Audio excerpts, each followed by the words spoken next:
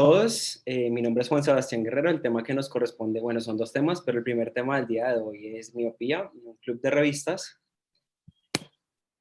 El contenido de la charla, primero vamos a hablar una definición corta y una definición con fines epidemiológicos, algo de epidemiología de impacto global, fisiopatología, genética y factores de riesgo, prevención y tratamiento en la población pediátrica que nos concierne y el artículo de revisión finalmente. Para empezar, tenemos que saber qué es la miopía. Entonces, como definiciones, tenemos que la miopía es un estado refractivo del ojo en que los rayos paralelos de luz procedentes del infinito, es decir, en términos prácticos, más allá de los 6 metros de distancia, se enfocan enfrente a la retina con el ojo en reposo. Eso es muy importante a tener en cuenta. Sin embargo, para fines epidemiológicos, se entiende en términos a un equivalente esférico de al menos menos 0.5. Recordando que el equivalente esférico es la suma algebraica de la esfera sobre la mitad del cilindro y esto nos da un resultado. Porque hay que tener en cuenta este menos 0.5, porque esta es la definición que utilizan en casi todos los artículos refiriéndose a miopía. Y la miopía alta es aquella miopía que supera los valores de menos 5.0 y menos 6.0. Digamos que los valores no es tanto el concepto de tener y ser muy arbitrario con el valor de menos 5 o menos 6, y de hecho es un valor que es como debatible, sino es hablar de una miopía que ya confiere mayor riesgo a complicaciones que pueden afectar la visión de forma permanente. Y aquí pues vemos un dibujo que nos representa lo que sucede en la miopía, en donde el punto focal del objeto que se está enfocando a la distancia se sitúa delante de la retina, y por lo tanto estos pacientes pues ven bien de cerca, pero de lejos tienen cierto grado de dificultad dependiendo de qué tan alta sea la miopía. Hablando de cosas de epidemiología, lo primero que tenemos que recordar es que es la causa número 1 de discapacidad visual moderada y severa. Y aunque es reversible en la mayoría de los casos, pues sigue siendo la causa número 1, y eso nos habla de que tiene un impacto global gigante. Se habla de que el 28.3% de la población mundial tiene miopía en este momento, y un 4% aproximadamente tiene miopía alta. Sin embargo, las proyecciones para el 2050 nos hablan de que un 49.8% de la población mundial, la mitad de la población mundial, va a ser miope, y siendo un 10% de esta población miopes altos. Digamos que la prevalencia de miopía varía también de acuerdo a los países. Tenemos que en países como Singapur y Taiwán, de donde salen la mayoría de los estudios sobre miopía, o la gran mayoría, tenemos prevalencias que alcanzan hasta el 85% de la población, si tenemos en cuenta a los adultos jóvenes miopes. En otros países de Asia del Este, este porcentaje está cercano a un 62%, si tenemos en cuenta hasta los 12 años. En los países occidentales en general, la prevalencia de miopía es mucho más baja frente a estos países orientales, y ahorita vamos a hablar del por qué se supone que esta prevalencia es menor. Y en Colombia tenemos un reporte de la Foscal, donde se estudió una prevalencia prevalencia de miopía por 20 años, teniendo en cuenta niños desde los 8 a los 17 años, encontrando que la prevalencia en Colombia está cercana más o menos al 10.75% hasta los 17 años. Este es un mapa que nos ejemplifica la prevalencia también de miopía, teniendo en cuenta otros países del mundo, y lo traje solo con fines de situar a Colombia teniendo la relación con otros países. Colombia es uno de los países pues, que en comparación no tiene una prevalencia tan alta como otros. Y este que es Singapur, que es de donde salen muchísimos estudios de miopía, tiene una prevalencia que supera más del 40%, como dije anteriormente. Ahora bien, siendo una patología que globalmente afecta a tantas personas, pues va a tener un impacto global muy importante. De nuevo, recordando que la miopía es la patología ocular más común de todas las patologías oculares, y su prevalencia aumenta significativamente después de los 6 años, correspondiente a los cambios que se vienen, que es, digamos que los factores de riesgo que se conocen, y el proceso de metropización normal que vamos a discutir más adelante. Se calcula que el costo anual directo para la corrección miópica sobrepasa los 328 billones de dólares al año solo en los países de Asia. Es decir, que este valor es muchísimo más alto si se tiene en cuenta el costo del resto de países.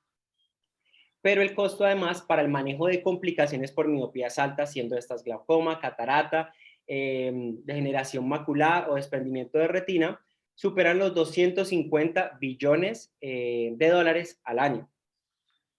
Además, se habla de que la pérdida de potencial global asociado a discapacidad visual por miopía sobrepasa los 244 billones al año. Todo esto para hablar de que el costo para no solo controlar la miopía en sus primeras fases, sino para controlar sus complicaciones, teniendo en cuenta que es tan global, es supremamente alto si lo comparamos con otras patologías del ojo. Antes de hablar digamos que los cambios patológicos relacionados a la miopía y los factores de riesgo, tenemos que hablar brevemente del proceso de metropización.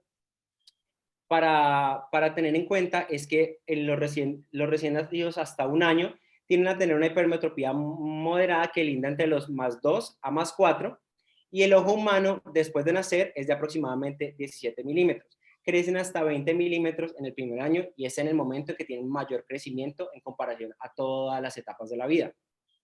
Ya desde los 2 a los 5 años, los pacientes tienden a tener una hipermetropía un poco más baja y algunos alcanzan la hemetropía o se acercan a la hemetropía, teniendo valores de +1.0 o +0.5. A veces se extienden un poco más en los límites, pero estos son valores, digamos, de normalidad. Y en esta etapa de los 2 a 5 años, el ojo humano crece aproximadamente 0.4 milímetros al año en este rango. La mayoría de los niños de los 5 a 6 años alcanza una hemetropía más o menos en esta edad. Y el ojo va a crecer aproximadamente 0.16 milímetros al año de los 6 a los 10 años. Después de pasar este rango de 5 a 6 años, donde se van a manifestar la mayoría, después de esta edad, ya la mayoría de pacientes miopes se van a manifestar. Sin embargo, los miopes altos con antecedentes familiares y otras patologías relacionadas a la miopía pueden manifestarse a mucho más temprana edad. Pero la prevalencia crece exponencialmente después de los 6 años. También ahorita vamos a hablar por qué. Y en escolares y mayores hay una tendencia a la estabilización y el ojo crece de 0.5 milímetros al año desde los 11 a los 14 años. Esta es una gráfica que nos muestra más o menos el rango de equivalente esférico comparando los infantes, es decir, menores digamos, todos los infantes, y el rango de los 6 a 8 años, solo para comprobar y pues para graficar que desde los 6 a 8 años la mayoría de pacientes están, digamos, cercanos a la hemetropía, pero si tenemos en cuenta todos los pacientes o todos los infantes hasta los 12 años, pues hay una variación mucho mayor, tanto en frecuencias como en equivalente esférico. Ahora entrando en fisiopatología, también hay que reconocer que la miopía es una de las patologías más multifactoriales que existen, pero hay 4, digamos, factores que son consistentemente relacionados a la fisiopatología de la miopía. El primero son los cambios biométricos en el ojo miópico. El segundo es el ambiente visual y la hemetropización. El tercero son las aberraciones de alto orden como estímulo miopigénico, es decir, que aumenta la miopía. Y el cuarto es la acomodación. Vamos a empezar por el primero de los factores, que son los cambios biométricos en el ojo miópico. Normalmente, como ya dijimos anteriormente, la hemetropización, digamos que se tiende a ver en estos primeros 6 años de vida. Sin embargo, en los ojos miópicos, lo que se ha encontrado es que los cambios biométricos hacen que el segmento posterior del ojo, sobre todo el que corresponde a todo el humor vítreo, a la cámara donde está el vítreo, se tiende a elongar. Y esto está comprobado en algunos experimentos donde se comprueba, donde se compara un paciente métrope con un paciente miópico y se mide las diferentes distancias de las diferentes componentes del globo ocular. Aquí tenemos un paciente métrope de +0.5 y un miope de -2.75. Encontramos que la distancia de la córnea anterior, de la córnea posterior, del lente anterior y posterior son más o menos similares si nos fijamos en las rayas rojas y azules que corresponden al miope y al hemétrope. Pero cuando ya vamos a medir las distancias frente a la parte del segmento posterior, aquí utilizaron de referencia el epitelio pigmentario, encontramos que ya hay una diferencia significativa entre la distancia del epitelio pigmentario en un paciente miope a un paciente metro, también correspondiendo a esta elongación que ocurre de este segmento posterior. Pero no solo es la elongación del segmento posterior, también se habla de adelgazamientos coroideos y esta elongación elevada y adelgazamiento coroideo de este segmento posterior hace que se generen protrusiones más allá de la anatomía normal del globo ocular, formando lo que conocemos nosotros como estafilomas, que no son más que estas protrusiones que corresponden a este tejido adelgazado que se extiende más allá de los límites normales del globo ocular y está relacionado también a la parte de la fisiopatología de la miopía. Esto no es lo único que se ha venido relacionando a los cambios miópicos. También tenemos algo que se ha denominado como la miopía por deprivación o la miopía inducida por el lente. Vamos a hablar primero de la miopía por deprivación. Curiosamente, la retina, cuando no tiene una imagen que sea completamente nítida, digamos que no tiene un estímulo para que permanezca ese tamaño de la retina normal o ese tamaño del segmento posterior normal. Y esto se ha estudiado en diferentes experimentos animales, sobre todo en ratones, donde se les cierran los párpados para que los ratones no puedan ver absolutamente nada y se compara con ratones, digamos, en su hábitat normal. Lo que se ha encontrado es que cuando se depriva ese estímulo visual y no se recibe ningún estímulo visual, los ojos de los ratones tienden a elongarse. Este tipo de experimentos también han sido reproducidos en humanos, no específicamente obviamente con la parte de los párpados, sino con personas que tienen patologías que, digamos, afectan la visión, sobre todo en la parte del segmento anterior, encontrando que el globo ocular tiende a ser mucho más extenso. Y, por supuesto, al ser un globo ocular más grande, los rayos, digamos, van a ser su foco más adelante de la retina y por eso tienen esta relación con la miopía. Pero también hay un factor que es un factor inducido por el lente. ¿Qué ocurre acá? En normalidad, cuando yo enfoco un objeto, este debería llegar a la retina. Pero hay ocasiones en que los rayos que vienen desde el infinito se pueden enfocar adelante o atrás de la retina. Cuando se enfocan atrás de la retina, no hablando de patología refractiva, sino hablando de que los rayos se enfocan atrás de la retina, esto se llama un estímulo hiperópico. ¿Y qué quiere decir este estímulo hiperópico? Es que como los rayos se están enfocando hacia atrás, el ojo sensa y la retina sensa que los rayos se están enfocando precisamente atrás. Y como se están enfocando atrás, lo que hace es quererse elongar para que los rayos lleguen específicamente a la retina. Esto normalmente ocurre cuando utilizamos, por ejemplo, lentes de contacto. Cuando utilizamos lentes de contacto, sobre todo el centro del lente de contacto es lo que hace que enfoquemos, digamos, de forma central en la retina. Pero la parte periférica no tiene la corrección que se espera para toda la periferia de la retina y por lo tanto los rayos que son más periféricos, que inciden sobre los medios refractivos del ojo, algunos van a ubicarse un poco más atrás. Y es por eso que se ha documentado que este estímulo hiperópico hace que se elongue también el ojo y esa elongación del ojo pues va a hacer que aumente aún más la miopía. De igual forma también los estímulos miopigénicos hacen que el ojo se mantenga en posición o se acorte levemente. Digamos que el estímulo miopigénico es mucho menor que el hiperópico, pero esto justifica el hecho de que algunos tratamientos de la miopía no se basen también en correcciones bifocales, sobre todo en gafas, para disminuir la progresión de la miopía. Hay otro factor sobre aberraciones altas en la córnea. Se habla de que cuando hablamos de equivalente esférico relacionado con lo que es el segmento anterior y el segmento posterior, tenemos que el segmento posterior da una correlación aproximada del 50% frente a la elongación y el tamaño del globo ocular total. Pero la córnea aporta aproximadamente un 15% de relación con las variabilidades en el equivalente esférico para la miopía. Lo que se ha encontrado es que cuando tenemos pacientes, digamos, que son hemétropes o con miopías bajas, y estos pacientes, digamos, que desarrollan miopía, hay un aumento de las aberraciones corneales. Y este es un mapa de diferencia frente a las aberraciones corneales. No se conoce precisamente si es la miopía lo que genera estas aberraciones corneales o estas aberraciones corneales estaban previamente y aportan ese 15% que se ha más o menos estimado frente al desarrollo de la miopía. Pero lo que sí se ha documentado es que definitivamente hay diferencias respecto a las topografías en pacientes hemétropes y pacientes miópicos. Por último, tenemos la acomodación y el retraso en la acomodación.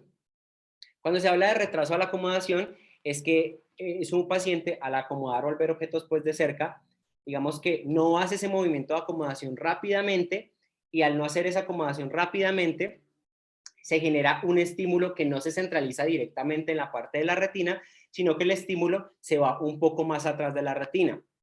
Se ha encontrado también que en estos pacientes que tienen un retraso en la acomodación, el estímulo que se genera detrás de la retina funciona como un estímulo hiperópico, y este estímulo hiperópico también va a generar el crecimiento del globo ocular. Pero no solo, bueno, esto es una imagen que nos ejemplifica un poco de lo que ocurre en todos estos procesos de fisiopatología de la miopía. Tenemos un estímulo visual. El estímulo visual genera cambios a nivel celular y cambios a nivel celular en la retina, y esto genera a su vez reacciones bioquímicas. Estas reacciones bioquímicas se van desde la parte sensorial de la retina hasta el epitelio pigmentario, y estos cambios también se traducen hacia la coroides. Al parecer, la retina neurosensorial hace que la esclera y la coroides se adelgacen y generan una alteración en la morfología normal del globo ocular, aumentando, digamos, la miopía. También se ha estudiado un neurotransmisor importante, que es la dopamina. Parece que la vía en la cual la utilizan los fotorreceptores para mandar este estímulo de adelgazamiento y elongación a la parte más posterior del ojo es una disminución de los niveles de dopamina. Esto se ha comprobado porque en los pacientes miópicos hay niveles de dopamina más bajos cuando se calculan estos niveles intravítreos, y dos, hay una pérdida de los receptores a nivel de las células sensoriales de la retina. Ahorita vamos a hablar de los factores ambientales, pero antes de eso quiero hablarles una cosa muy, digamos, general de genética. Es una patología altamente hereditable y por eso siempre lo preguntamos. Aumenta la probabilidad de miopía a un paciente en 19.8 veces cuando el papá o la mamá son miopes altos. Los genes en la miopía explican hasta el 80% de la variancia en errores refractivos, y esto se ha comprobado en estudios gemelares de gemelos monocigotos y bicigotos, encontrando pues digamos este porcentaje de hereditabilidad. Los genes implicados en gran medida codifican para la matriz extracelular, relacionándose entonces con la esclera, y el único gen que, digamos, consistentemente se ha encontrado en los estudios está relacionado a una miopía ligada al X, que está localizada al cromosoma XQ28 en el locus MYP1, todos correspondiendo también a genes que codifican la matriz extracelular. Y esta es otra parte de esta diapositiva que me parece muy relevante, y es que un pariente con miopía, digamos, normal, no alta, aumenta en 2.91% la probabilidad de que el hijo tenga miopía, y dos parientes aumenta la probabilidad en 7.71 veces. Esta imagen un poco tediosa habla de todos los genes implicados, digamos, en la miopía. Los que están más oscuritos son los que se han encontrado o que se han reproducido en varios estudios, pero pues es simplemente para hablar de que es una patología que tiene un gran componente genético. Ahora bien, no solo es la parte de la fisiopatología que he hablado que contribuye a la progresión y el desarrollo de la miopía, sino que se han encontrado unos factores ambientales relacionados. El primero es vivir en zona urbana. El vivir en zona urbana se ha postulado de que, uno, los espacios pequeños hacen que los pacientes mantengan un estado, digamos, acomodativo continuo, al igual que la alta densidad poblacional, y este estado acomodativo continuo hace que haya también parcialmente un retraso de la acomodación, y que parte de los rayos que normalmente se deberían enfocar en la retina se enfoquen más por fuera de la retina y generen un estímulo hiperópico. El estado socioeconómico se ha asociado también con una miopía mayor. ¿Y esto es por qué? Porque este estado socioeconómico alto está relacionado directamente con el hecho de una población más educada. Y los pacientes las personas más educadas tienen la tendencia pues a tener más estímulos cercanos y pues a contribuir con todos los factores que ya les dije anteriormente. Por eso también la educación y el trabajo cercano son contribuyentes. Y hay otro factor importante que es el tiempo empleado al aire libre. Y eso es un factor, digamos, que ha tenido mucho auge en la última década. Hay muchos estudios que hablan de la importancia de recomendarle a las personas el tiempo empleado al aire libre. Pero ¿por qué es importante recomendarlo? Y es porque cuando yo tengo el tiempo al aire libre, uno, la mayoría de los objetos a los que me estoy fijando están más lejanos. Dos, tengo menos trabajo cercano. Tres, al parecer, la luminosidad del ambiente, digamos que contribuye a la progresión de la miopía, y el hecho de estar en un ambiente con alta luminosidad parece relacionarse con una menor progresión a la miopía. Y esta es una gráfica que saqué de un estudio multicéntrico relacionando el tiempo empleado por fuera o pues en actividades al aire libre y la disminución en el riesgo de la incidencia de la miopía. Este metaanálisis, digamos que esta raya nos comprueba el efecto de la disminución de la incidencia a medida que aumentan más las horas, y se encontró que el tiempo, digamos, exacto frente al que se va viendo disminución en la incidencia son 76 minutos. O también se puede hablar de que digamos que cada hora que se aumente por semana, perdón, esto es 76 minutos por día, y cada hora que se aumente por semana disminuye el riesgo de incidencia de miopía en un 2%. O sea, para recordar, la idea es recomendar al menos 76 minutos. Muchos hablan de que a mayor tiempo pues es mejor, y hay otros estudios que justifican, digamos, las 2 horas.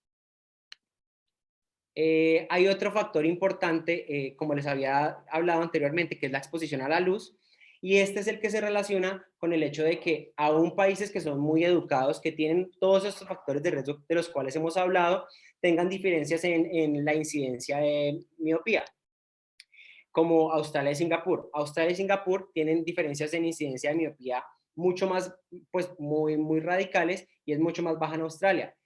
Y esto parece tener relación con el hecho de que Australia mantiene unos índices de luminosidad mucho más altos que Singapur. Esto es como una imagen que nos habla simplemente de lo que ocurre frente a los cambios miópicos. Primero, cuando está iniciando la miopía, estos cambios ambientales generan pequeños cambios miópicos que normalmente no son perceptibles, y una pequeña elongación de adelgazamiento escleral que normalmente no es perceptible, y estos pequeños cambios se ven desde antes, desde que se manifiestan en refracción, pues en la consulta normal. Ya estos pequeños cambios van aumentando y se van manifestando en estados refractivos o de equivalentes esféricos que ya superan los menos 0.5, hablándonos de ya miopías manifiestas. Y estas miopías manifiestas, dependiendo de qué tan temprano se manifestaron estos factores de riesgo, qué tanto componente genético tenía la persona, cuáles fueron sus hábitos normales, a partir de todos estos factores, o va a progresar la miopía por bastante tiempo, se va a estabilizar, o va a progresar al punto de generar complicaciones en la etapa adulta. Teniendo en cuenta todo lo anterior, pues vamos a hablar brevemente de los tratamientos de la miopía. Tenemos ya tratamientos ambientales de los cuales ya les hablé, que es básicamente recomendar el tiempo al aire libre, tratamientos ópticos y tratamientos farmacológicos. Vamos a empezar con los tratamientos ópticos, y el primero del cual vamos a tocar es el uso de gafas especiales. Hay estudios que tienen poblaciones de los 8 a los 13 años que utilizan ciertas gafas especiales, y que estas gafas parecen disminuir el riesgo, sobre todo de la progresión de la miopía. ¿Y qué ocurre con estas gafas especiales? Son lentes bifocales, normalmente utilizan, en este estudio, por ejemplo, que es el efecto Bifocal and Prismatic on Myopia Progression in Children, ellos utilizaban unas gafas bifocales con un aumento de más 1.5 y unos prismas con base adentro de tres dioptrías prismáticas, para hacer que los pacientes, digamos que al enfocar de cerca, utilizaran la parte del bifocal inferior. Y esto que ellos, digamos que la hipótesis frente al por qué esto disminuía la progresión, es porque al paciente utilizar este lente de más 1.5 y aparte de utilizar el lente prismático de más 3 dioptrías prismáticas, Muchos de los estímulos que entraban a través de esta parte se iban a enfocar adelante del ojo, no en la parte de atrás, no detrás de la retina. Y al enfocarse adelante del ojo, esto hace que el estímulo se vuelva miopigénico y no hiperópico. Y de tal forma, digamos que justifican parcialmente el hecho de que no progrese la miopía al utilizarlo. Los resultados a 3 años encontraron que al utilizar estas gafas, encontraron una reducción del 39% si solo las gafas eran bifocales.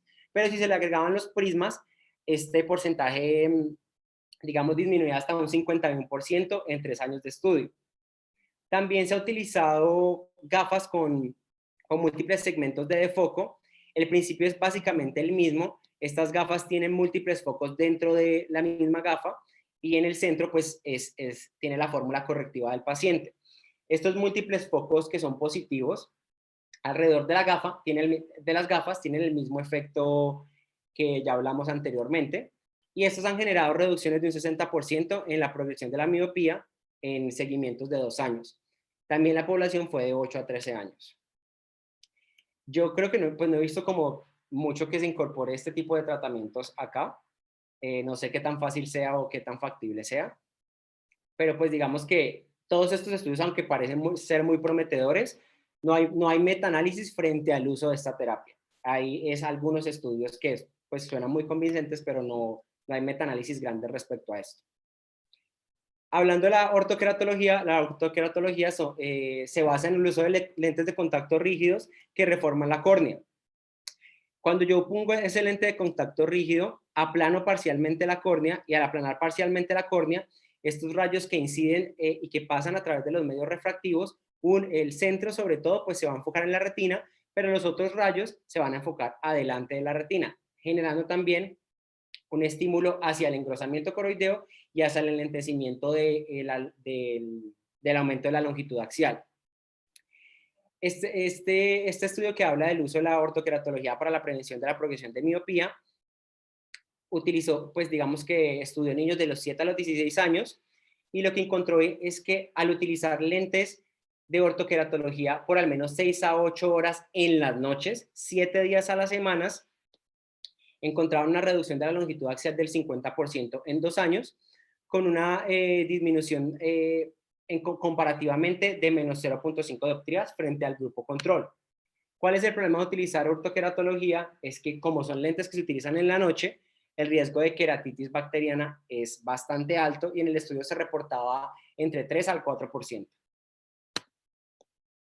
Tenemos otros lentes de contactos blandos con foco dual que siguen exactamente el mismo principio que les expliqué, pero estos lentes tienen varios anillos concéntricos, donde unos de los anillos concéntricos van a corresponder a la corrección, digamos, dióptrica que tiene el paciente, y los otros anillos concéntricos son zonas de tratamiento que van a enfocar los otros rayos hacia adelante de la retina. Este estudio, que es un estudio evaluando el MiSight, precisamente, que es una de las marcas de estos lentes de contacto blandos con foco dual, fue un estudio que tuvo una población de 8 a 12 años, e encontró que los pacientes que utilizaron MiSight mostraron una menor progresión de la miopía en 0.40 dioptrías a los 12 meses, 0.54 a los 2 años y 0.76 a los 36 meses. Aumenta, digamos que el efecto es parcialmente aditivo, pero con el tiempo va disminuyendo el efecto. Estos pacientes utilizaban estos lentes por 10 horas al día, por 6 días, y el 85% de ellos manifestaban que se sentían completamente cómodos con los lentes. Y pues ya está aprobado como por la FDA, y creo que en Estados Unidos lo utilizan, si no estoy mal. Y finalmente, pues vamos a hablar de la atropina, que es, digamos, en nuestro medio el tratamiento más frecuente. La atropina es un antagonista muscarínico no específico, actúan los receptores de M1 a M5, pero el mecanismo de acción preciso sobre el cual disminuye la progresión de miopía es desconocido. Parece ser que contribuye a un engrosamiento coroideo parcial, y esto genera que el ojo permanezca estable, pero no es un efecto a través de la acomodación, y eso se ha comprobado en estudios de animales donde se les hace disección del ganglio ciliar, e igual el efecto de la atropina permanece.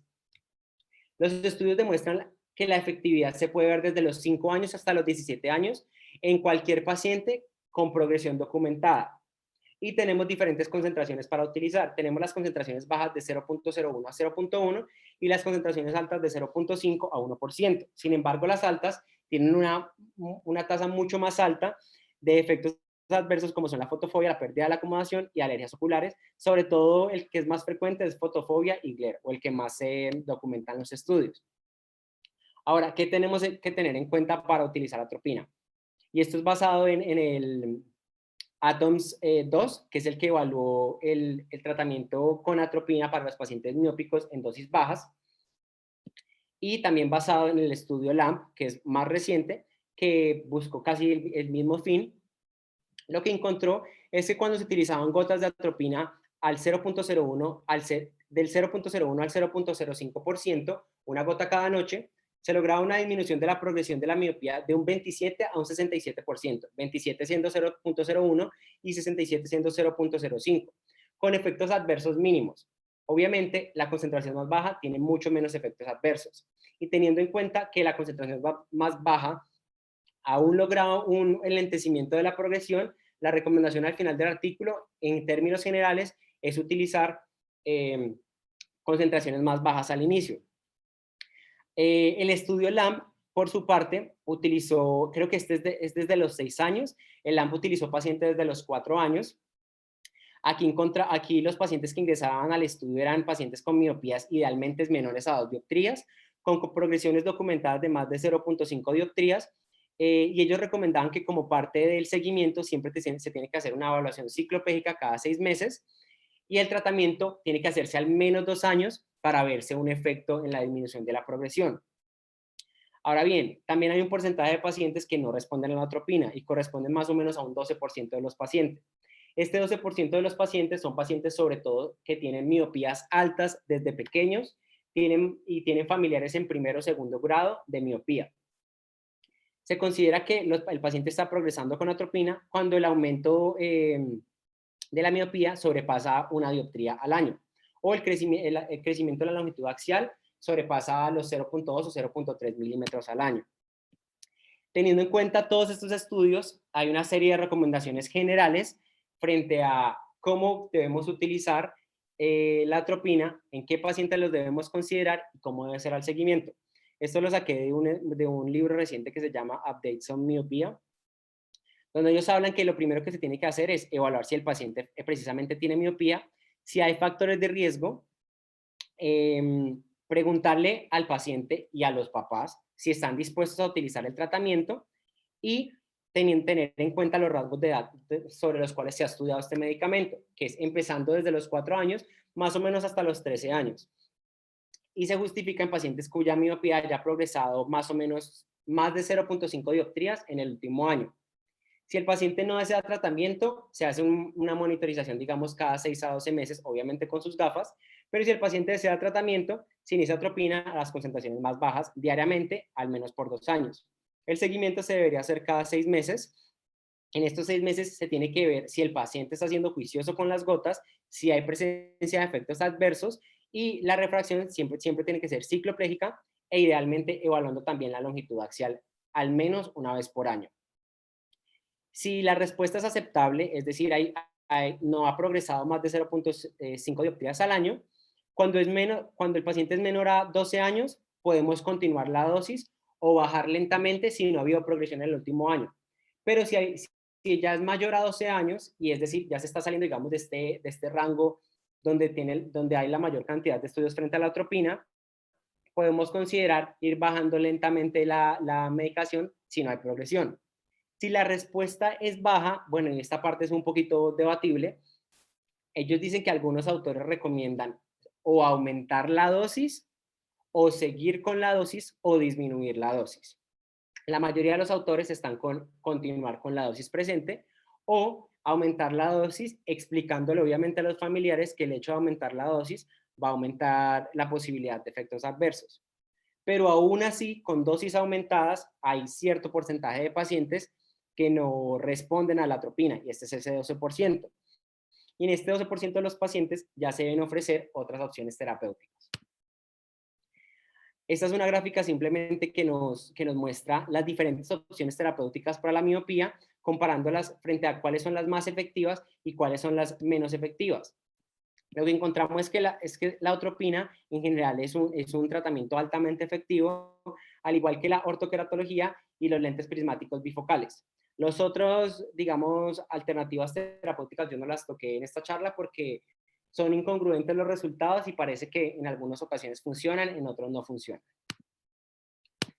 Respecto a la miopía alta, y esto justifica el hecho del por qué tenemos que tratar a los pacientes o al menos tener en cuenta esta patología, es que el porcentaje de población de miopía alta ha aumentado sustancialmente a través de los años. Nosotros tenemos un porcentaje de miopía alta aproximado del 2 al 3%, pero hay países que ya superan el 15% de miopía alta.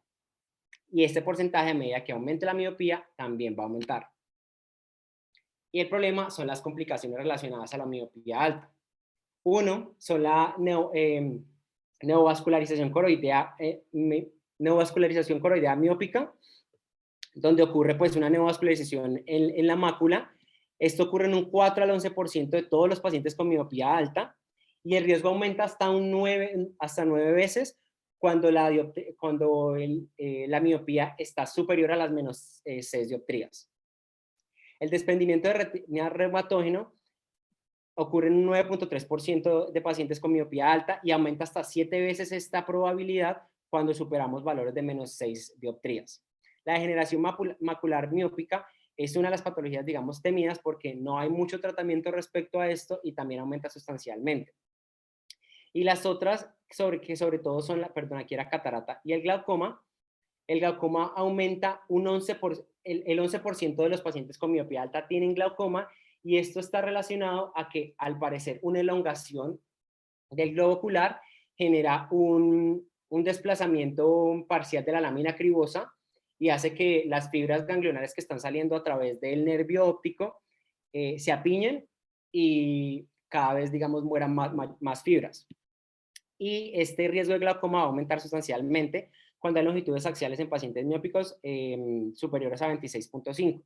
¿Y por qué ocurre catarata? Algunos autores dicen que ocurre catarata porque como el cristalino se nutre desde el humor vítreo de la parte posterior del ojo, cuando está elongado, se habla de que hay menor nutrición hasta el cristalino, hay una más sedimentación de proteínas y hay una pacificación más rápida. Pero esa es una de las muchas teorías que hay y pues es la única que me parece que tiene algo de sentido, pero no está muy claro el hecho de por qué estos pacientes hacen más catarata. Y por último tenemos la maculopatía de atracción miópica, donde lo que ocurre es que cuando el adelgazamiento y la elongación es tan alta, todas las fibras de la retina neurosensorial se van a separar y al separarse, obviamente, su funcionamiento pues se va a ver afectado. El problema con esta maculopatía de atracción miópica es que no tiene tratamiento, es supremamente mórbida y afecta la visión gravemente. Y quizás esta y la neovascularización y el DR son los más temidos de todas las complicaciones, digamos por su pobre pronóstico. Y hablando de todo esto, pues vamos a entrar en el artículo de hoy. El artículo de hoy se llama Sleeping Late is a Risk Factor for Myopia Development Among School-Age Children in China. Este artículo fue publicado en octubre 16 de este año, o sea, creo que hace un mes, en la revista Nature. Hablando de la revista Nature Scientific Reports, tiene un factor de impacto de 3.99 a 2 años. Su objetivo principal, que es un factor de impacto bueno, la sitúa más o menos en el 25% alto de las revistas. Su objetivo principal para la publicación es la evaluación de una metodología correcta. Esto nos habla de que probablemente este artículo tenga una metodología correcta. Es la 7ª revista más citada a nivel mundial. Y digamos que la desventaja es que hay que pagar por publicación, pero eso hace que sea una revista de acceso libre. Las dos autoras principales de este artículo son Xiao Nicole Liu, que es una candidata a PhD de optometría, trabaja en la School of Optometry and Vision en Sydney, Australia, y tenemos a Padmaya Sankaridurg, perdón, aquí ella no es MD, sino ella es optómetra, ella también es una optómetra de la School of Optometry and Vision Science en Sydney, Australia, pero la relevancia de ella es que la Padmaya tiene muchísimas publicaciones en miopía, tiene más de 200 publicaciones a su nombre y tiene más de 10 años de investigación en optometría relacionada a miopía. Y de hecho es una de las expertas a nivel mundial. Su enfoque sobre todo está relacionado a los factores medioambientales y la progresión de la miopía. Los otros tres autores del artículo son todos oftalmólogos, la mayoría dos son de Australia y uno es de India. El objetivo del estudio era evaluar la relación de factores demográficos, ambientales y comportamentales con énfasis en el sueño y su rol en el desarrollo de la miopía infantil. El tipo de estudio era un análisis de respuestas a un cuestionario en un estudio prospectivo, enmascarado, randomizado por clústeres. Ahorita vamos a detallar eso un poquito más. Los términos de exclusión hacían que en total ingresaran 6.295 niños al estudio de 6 a 9 años de 24 colegios de Shanghái. Y estos niños hacían parte de un estudio prospectivo que estaba evaluando era la exposición a, digamos, ambientes por fuera del salón de clases frente a la disminución de progresión de la miopía. Y la población de estudio era, perdón, aquí esto me quedó al revés. Y los criterios, la exclusión fueron niños con cualquier patología sistémica, ocular o que estuvieran utilizando tratamiento para miopía al inicio del estudio. La metodología, digamos que es extensa, pero para resumirlo, pues la metodología inició con un estudio de la población en 24 colegios de Shanghái, China. ¿Y cómo se determinó cuáles eran los colegios que se iban a estudiar? Pues hizo un estudio de la población china, hablando para evaluar qué tantos pacientes deberían ingresar al estudio para que este fuera válido, teniendo en cuenta qué tantos posibles podían salirse del estudio y cuál era la incidencia de miopía normal en este país, además de la prevalencia de miopía normal en ese país. También basándose en la reducción de la miopía relacionada a los ambientes externos en otros estudios ya documentados. Lo que se hizo entonces es que Shanghái tiene 16 distritos, se distribuyó entre distritos urbanos y suburbanos, teniendo en cuenta también el porcentaje de personas que vivían en cada uno de los distritos, y estos distritos urbanos y suburbanos aportaron, digamos, 24 colegios en su totalidad. A estos niños que entraban en el grupo se les aplicaba primero se les ponían los criterios de exclusión para ver quiénes no entraban, se les aplicaba un cuestionario al inicio del estudio y se les hacía una toma de variables importantes antes del estudio, como la refracción inicial y la longitud axial. De 24 escuelas entraron 6.967 estudiantes. 8 escuelas fueron randomizadas para hacer el grupo de control, 8 escuelas fueron randomizadas para recibir 40 minutos de exposición extra en los horarios del colegio, y otras 8 escuelas fueron randomizadas para recibir 80 minutos extra en el colegio. Los 40 minutos se daban al final de la jornada y los 80 minutos se daban al final y en medio de la jornada. Los pacientes que se excluyeron fueron o porque se perdían su seguimiento, porque la edad salía, digamos que la edad era fuera del rango. Aquí todos los niños que ingresaron eran después de los 6 años, porque había una patología ocular, alguna atropia, ambliopía, o los pacientes que ya utilizaban algún medicamento para el control de la miopía, o los pacientes también que no querían hacer seguimientos con cicloplegia, dándonos el total de los 6.200 algo pacientes que ingresaron al estudio.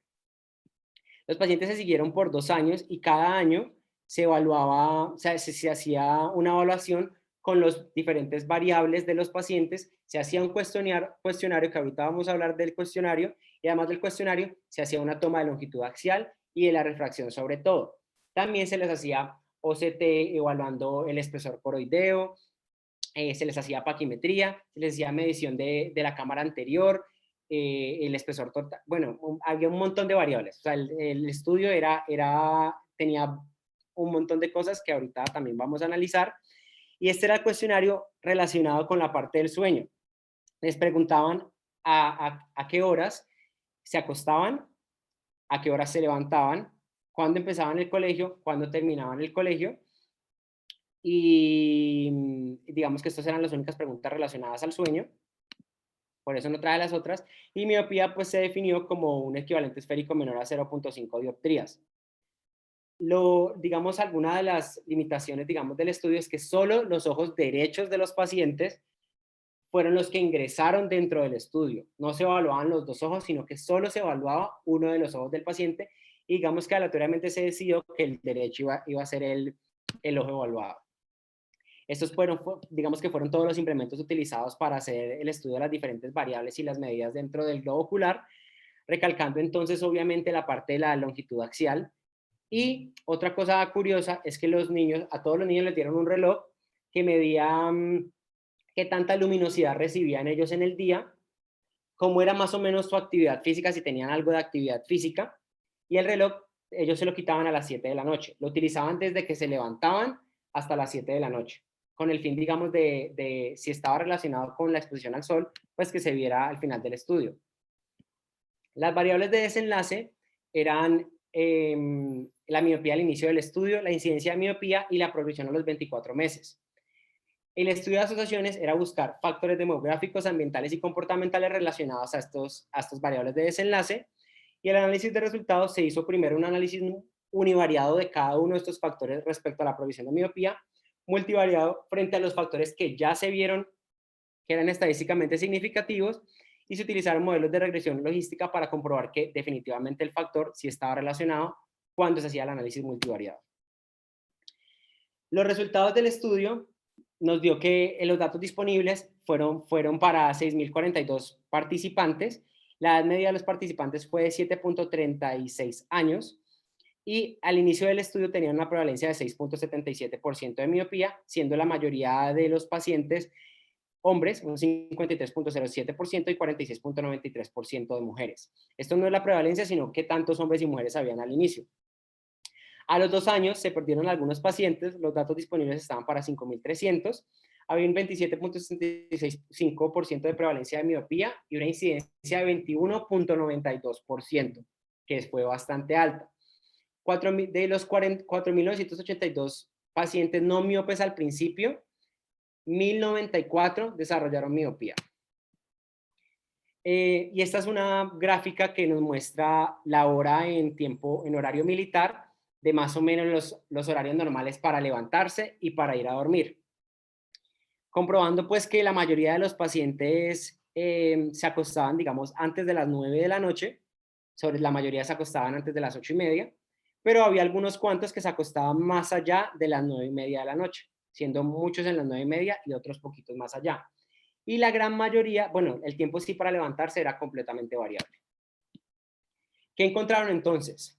Evaluando la tendencia de miopía al inicio y al final del estudio por categorías de horario del sueño, es que entre más tarde el paciente se acostaba, había una mayor prevalencia de miopía al inicio del estudio.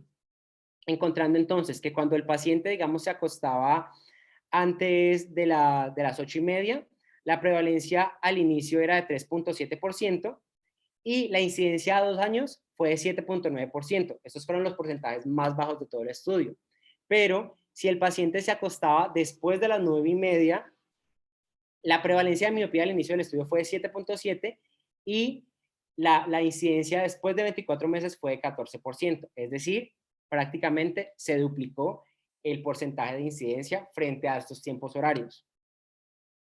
El porcentaje de niños por hora de sueño al inicio a los 12 meses y 24 meses, y el porcentaje de niños por hora de despertar al inicio a los 12 meses y 24 meses, también comprueban el hecho de que porcentualmente, entre más tarde se acostaban los niños, había una mayor incidencia de miopía, o el grupo que más tenía incidencia de miopía eran aquellos niños que se acostaban más tarde. Ahora hablando específicamente de la prevalencia de miopía en el estudio, no voy a ahondar en todos los factores de riesgo. En verde están los factores de riesgo que dieron estadísticamente significativos, que ya hemos hablado en la charla, que son el área urbana, el hecho de ser más educados, tener parientes miópicos, o una educación, o parientes con educación mayor.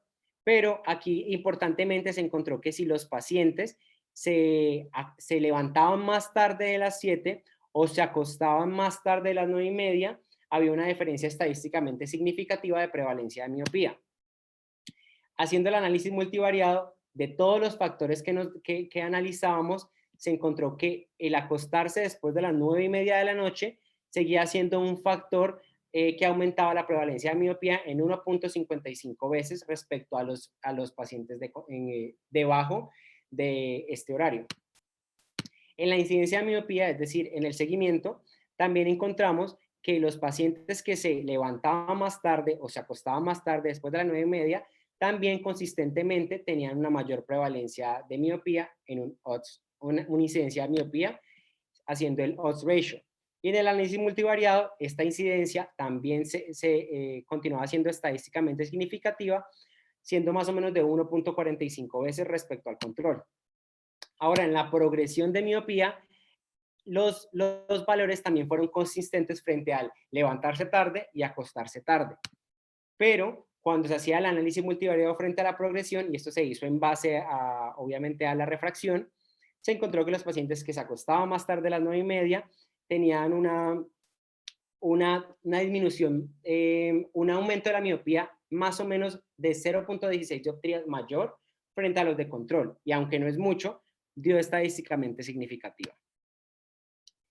Y estudiando también la relación entre dormir tarde y las otras variables antes, se encontró, y esto fue algo muy interesante, y es que los pacientes que se dormían más tarde a las 9:30, la mayoría vivían en zonas urbanas, la mayoría eran mujeres, la mayoría tenían 7 a 8 años, que es el pico de incidencia de la miopía, la mayoría tenían parientes educados o papás educados y tenían parientes con miopía. Hablando de que hay una consistencia entre todas las variables de la progresión de miopía con el hecho de acostarse tarde. Ahora, respecto a la discusión y conclusión, el estudio muestra que dormir tarde después de las 9:30 de la noche es un factor de riesgo para mayor prevalencia, mayor incidencia y mayor progresión de la miopía en los niños de China en etapas escolares de 6 a 9 años. El mecanismo exacto por lo que esto ocurre aún debe ser plenamente estudiado. Se proponía que el dormir más tarde puede relacionarse con mayor exposición a actividades miopigénicas nocturnas. Es decir, se hablaba de que probablemente estos niños estaban estudiando o estaban haciendo actividades, digamos, a cortas distancias con no la mejor iluminación, y esto aumenta los estímulos miopigénicos. Además, se aumentaría la exposición al tiempo en luz artificial, podría irrumpir en el ciclo circadiano normal, que es otro factor que se está estudiando frente a la progresión de miopía, pero estos mecanismos aún son controversiales y faltan ser completamente estudiados. ¿Qué fortalezas y limitaciones encontré en el estudio? Tiene una muestra supremamente grande, más de 6.000 pacientes.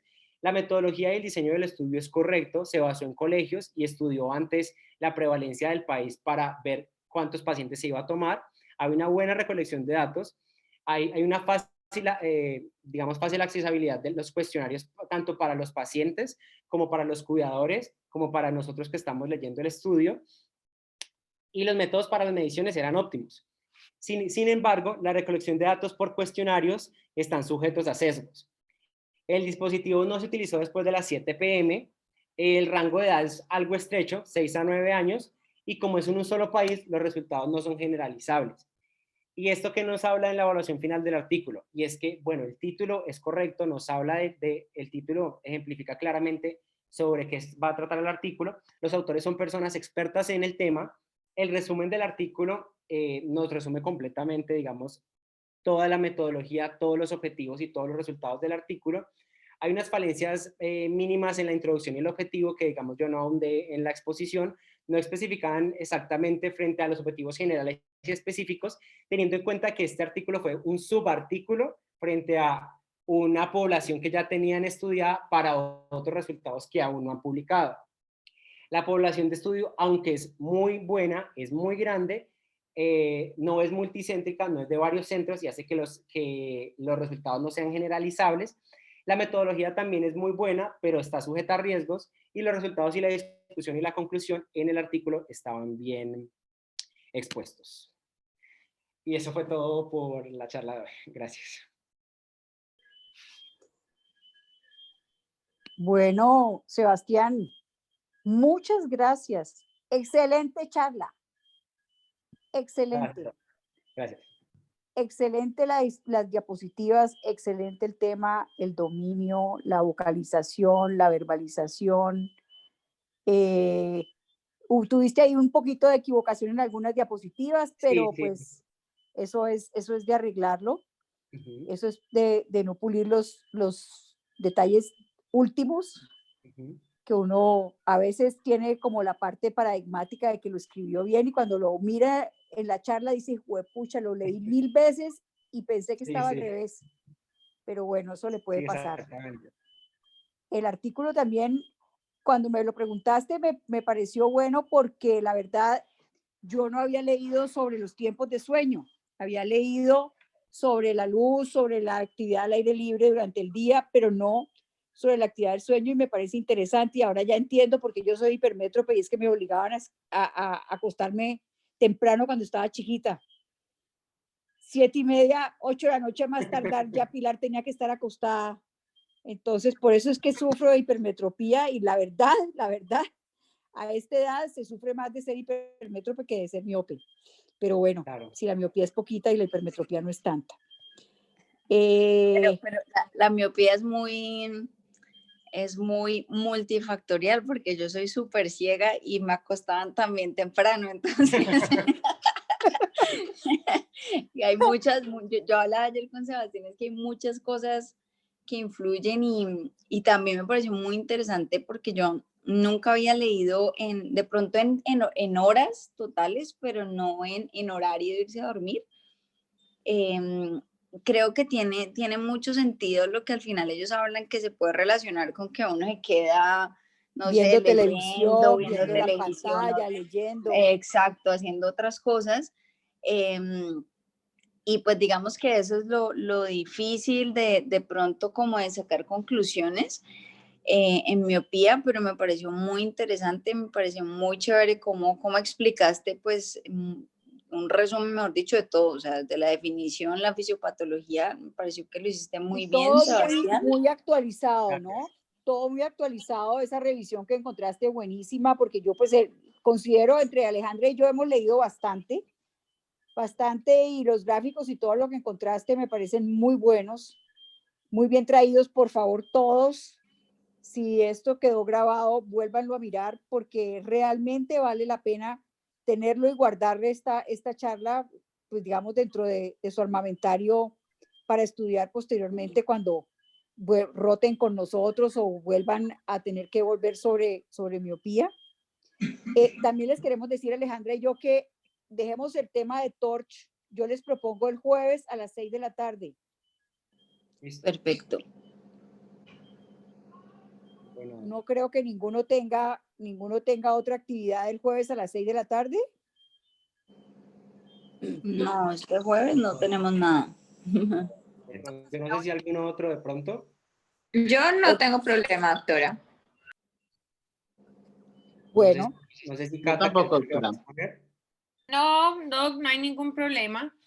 bueno, Ah, bueno. porque Les iba, dígame. así es que ahorita ya está más tarde y nos reclaman las familias. Sí, les iba a decir que el libro que habló Sebastián es un libro que yo encontré en estos días, entonces lo voy a dejar ahí en el chat para que lo bajen porque está muy bueno. Yo lo he ojeado, no lo he leído tanto como Sebastián, pero sí se ve que está muy bueno, entonces lo voy a mandar ahorita para que lo tengan ahí Bueno, guardadito. bueno, Bueno, Muchas gracias. que estén muy bien. bueno, Muchas muchas gracias. gracias. ¿Tienen alguna pregunta ustedes, algún comentario? Alguno de los residentes siempre están muy callados. Y eso es lo que no me gusta de este tipo de charlas porque había más participación, o sea, los obligamos a participar más cuando lo hacíamos personalmente. ¿Qué comentarios tienen? Pues no, ¿Sí? Seba, que muy buena la presentación. Realmente no tengo preguntas. De pronto cuando lea el libro que dice la doctora Arias me van a surgir más, pero algunas dudas que tenía del artículo que me quedaron muy claras con la explicación. Muchas gracias. Con mucho gusto. Una cosita, Sebas, del artículo, de la parte de de las dosis de atropina, Ujú. hay un artículo, no me acuerdo cuál se llama, cuál si es el átomo, el LAMP, de todos los que hay, LAMP 1, LAMP 2 o átomo, el que habla sobre la isoptotropina al 0.02% como más eficaz antes de que saliera el de 0.05. Creo que es el LAMP. Creo que es el ¿cierto? lambda. Sí, El es el primero era el LAMP, sí, creo. Sí. Entonces, porque es que la del punto 05, por lo menos la que se estaba preparando aquí en Colombia, da mucho emborronamiento y a mí yo la empecé a usar apenas salió el artículo diciendo que era la mejor y en enero del año pasado y se me empezaron a quejar los pacientes de emborronamiento, pero no transitorio, permanente. De pronto es que la dilución no la hacen bien, no sé, pero con el 0.02 tienen un poquito de emborronamiento, pero inicial y luego ya no más. Entonces, lo que yo les recomiendo es usar el 0.02, pero como última cosa antes de acostarse a dormir. Porque así no están leyendo, no se emborronan y al día siguiente no tienen ningún problema y así me ha ido mejor. Yo le decía ayer a Sebastián que pues yo tengo pacienticos con atropina hace pues un tiempo al 0.01 y realmente yo, pues, la experiencia que he tenido en los niños, digamos que uno sabe que son buenos candidatos, que no son niños con unas miopías pues de más de 6, sino miopías pues más bajas. Digamos que uno lee los artículos y piensa, bueno, este niño yo creo que le va a ir bien y no va a estar en ese 12%, como dijo Sebastián ahí. Yo he tenido muy buenos resultados y no he tenido como la necesidad de cambiarme. Con esos otros, pues hay niños, yo le decía al que yo tengo niños que tienen unas miopías muy altas, y que yo de todas maneras se lo propongo a los papás explicándoles toda, digamos la probabilidad de que no funcione por la forma y por la fisiopatología de esas miopías altas, pero pues siempre les doy como el beneficio ahí de la atropina, pues porque uno sabe que puede que no funcione, pero pues de pronto alguito le ayuda. Y de pronto en esos podría intentarlo con la nueva concentración, ¿no? Pero sí, una cosa que yo les quiero comentar es que los estudios randomizados, doble ciego, ponen ciertos límites de edades y ciertos límites de miopías, pues porque tienen que poner unos ciertos rangos.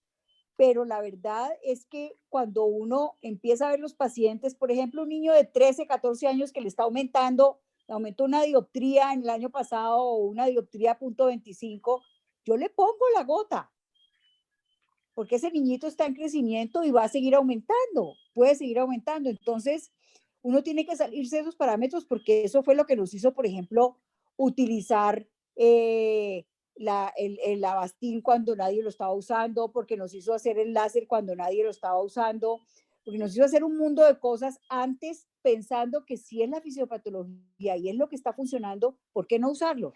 Porque los estudios ponen restricciones, pues es que los tienen que poner para poder tener las poblaciones y estudiarlas, pero de resto, si la cosa funciona, un niñito que yo tengo de 2 años, que me lo traen ahora y tiene una miopía de menos 1.5, menos 2, y a los 6 meses me trae menos 2, lo mido en menos 2.50, le pongo la gota, aunque esté por fuera del rango de los 4 años que se usaron en el último estudio. Así entonces uno tiene que usar las cosas pensando también en la lógica, ¿no? En la lógica del tratamiento. Claro.